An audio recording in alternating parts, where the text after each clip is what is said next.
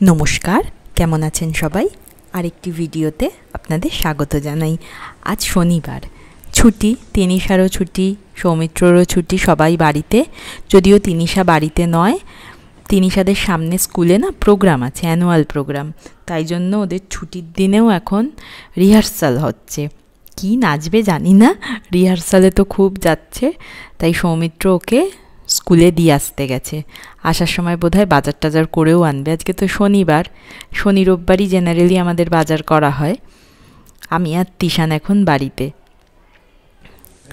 ও চলে এসেছে বাজার করে। এখন তিনিশার একটা জিনিস ও সেট করছে। এটা আমার এক বন্ধু পাঠিয়েছে, এখানের অ্যাড্রেসেই করে দিয়েছিল, এখানে এসেছে।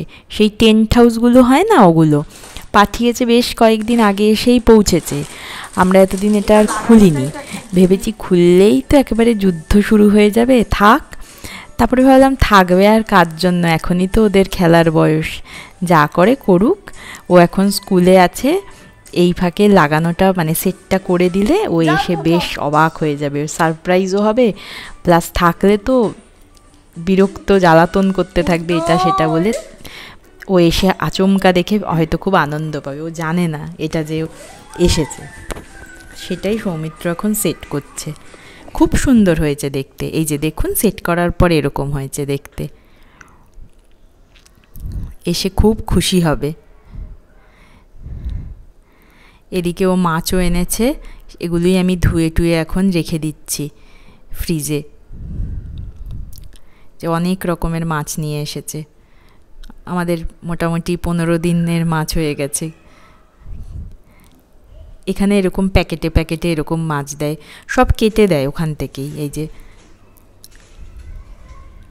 ফ্রিজে তুলি সব, চিংড়ি মাছ, পাবদা মাছ। তিনিশা পাবদা মাছ খেতে খুব ভালোবাসে, আবার ইলিশ মাছও চেনে এখন, আবার ভেটকি মাছও এনেছে একটু। এই দেখুন, এগুলো আবার এরকম কেটে এনেছে ওই ফিশ ফিঙ্গার বানানোর জন্য। সব এগুলো ফ্রিজে তুলব। চলে এসেছে, কি যে রিয়াকশন হবে দেখে, ও তো জানে না বিষয়টা। সে সারপ্রাইজ শুনেই তার কি আনন্দ, আনন্দে আমাকে একবার জড়িয়ে ধরছে, ওর বাবাকে একবার জড়িয়ে ধরছে, কিন্তু জানে না কি আছে।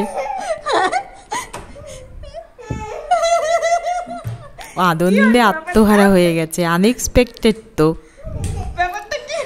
এখানে এবার মনে হয় সংসার সাজাবে ওর। ওর আনন্দ দেখেই আমাদের বেশি আনন্দ হচ্ছে। ভাই তো কিছু বোঝে না এখন, খুব খুশি হয়েছে দেখে। বলছে এটাকে বাইরে নিয়ে গিয়ে আবার সেট করা যাবে কিনা। বললাম বাইরে তো অতটা জায়গা নেই বাবা, এখানেই থাক। ওর বন্ধুদেরকে কখন দেখাবে, কৃষ, মুন্নু, ওদেরকে আসবে, ওরাও হয়তো একটু বাদেই চলে আসবে। জিজ্ঞেস করছি নাচের রিহার্সাল কেমন হলো, কি হলো, ও সব দিকে এখন আর হুঁশ নেই। এটা দেখে সে আনন্দে আত্মহারা হয়ে গেছে। নিচটাতে ভাবছি একটা কার্পেট মতো কিছু মোটা পেতে দেব, খুব স্পেসিয়াস জিনিসটা, ভেতরে অনেকটা জায়গা, একসাথে ওর মতো 4টে বাচ্চা বসতে পারবে অন্তত। খুব ভালো হয়েছে।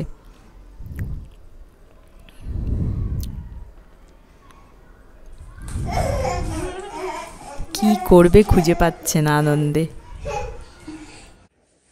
এই যে দেখুন, সাজানো হয়ে গেছে, নিজেই সাজিয়েছে, খালি ওই কার্পেটটা পাততে আমরা একটু হেল্প করেছি। ওর পুতুল, রান্নাবান্নার জিনিস সব নিয়ে গুছিয়েছে। আবার এই বক্সগুলো দিয়ে দরজাগুলোকে ক্লোজ করে দিয়েছে।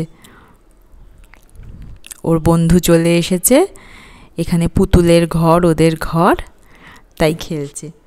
আমরা যখন ছোটো ছিলাম এসব ছিল না, বলুন। আমরা তো সেই শাড়ি টাড়ি দিয়ে কীরকম করে খাটে ওরকম বেঁধে বেঁধে ঘর বানাতাম।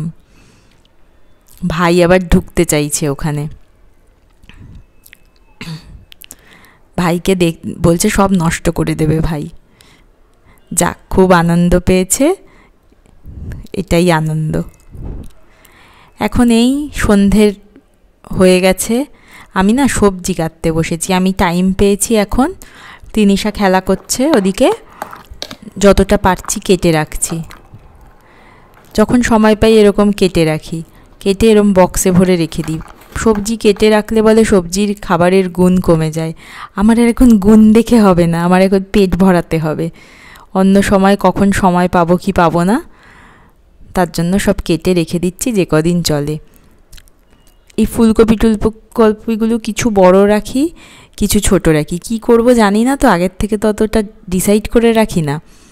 ছোটোগুলো ওই চাউমিনে দিতে পারি বা ডালিয়াতে দিতে পারি, আর বড়গুলো এমনি তরকারি হোক, মাছের ঝোল হোক বা কিছু, ওই জন্য বড় ছোট মিলিয়েই কেটে রাখি।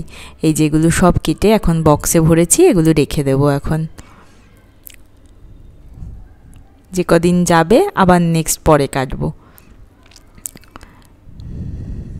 আর ওরা ওদিকে এই যে খেলছে, ওর সঙ্গী সাথীরা সবাই চলে এসেছে, সবাই খুব খুশি এটা দেখে। নতুন কিছু ঘরে আসলে আমাদেরই তো কত আনন্দ লাগে বলুন, আর ওরা তো কত ছোট। বেশ বড় এটা, ভাইকে আবার ঢোকাচ্ছে ওর ভেতরে। ভাই নিজে যখন ঢুকতে চাইছে তখন ওরা বলছে ভাই সব নষ্ট করে দেবে, আর এখন ভাইকে টেনে টেনে আবার ঢোকাচ্ছে।